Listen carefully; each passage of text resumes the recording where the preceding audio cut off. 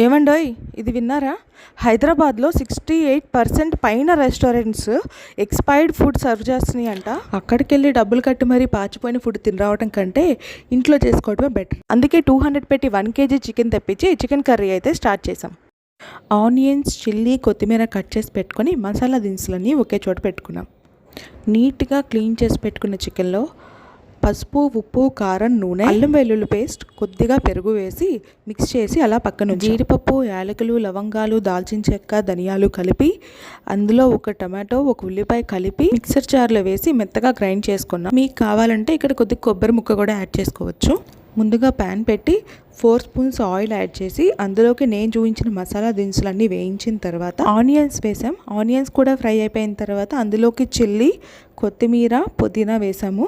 ఒక 2 మినిట్స్ అలా వేగనిచ్చి దాంట్లోకి మనం మ్యారినేట్ చేసి పెట్టుకున్న చికెన్ ఉంది కదా, అది యాడ్ చేసాం. దాన్ని ప్రాపర్గా మిక్స్ చేసి 10 మినిట్స్ మూత పెట్టి అలా వదిలేయండి. సో 10 మినిట్స్ తర్వాత తీసి చూస్తే చికెన్ అనేది సగం పైగా బాయిల్ అయిపోయి ఉంటుంది. ఈ స్టేజ్లో మనం గ్రైండ్ చేసి పెట్టుకున్న మసాలా ఏదైతే ఉందో దాన్ని పచ్చివాసన పోయేలాగా 1 మినిట్ పాటు వేయించుకొని ఒక 1/2 గ్లాస్ వాటర్ అయితే యాడ్ చేయాలి. యాడ్ చేసి మళ్ళీ మూత పెట్టేసి ఇంకొక 10 మినిట్స్ కుక్ చేసుకుంటే ఇలా ఆయిల్ పైకి తేలింది అంటే అది కుక్ అయిందని అర్థం. సో అందులోకి కొత్తిమీర యాడ్ చేసుకొని ప్రాపర్గా మిక్స్ చేసుకోండి. ఒక్కసారి ఉప్పు కారం సరి చూసుకోండి. మ్యారినేట్ చేసేటప్పుడు ఆల్రెడీ ఉప్పు కారం యాడ్ చేసాం. మా సీక్రెట్ ఏంటి అంటే ఈ స్టేజ్లో మేము మీగడ యాడ్ చేస్తామన్నమాట. మీగడ అంటే పెరుగు మీద తీసిన మీగడి, పాల మీది కాదు. సో ఇలా మీగడ యాడ్ చేయటం వల్ల ఏంటంటే కర్రీ అనేది చాలా కమ్మగా ఉంటుంది.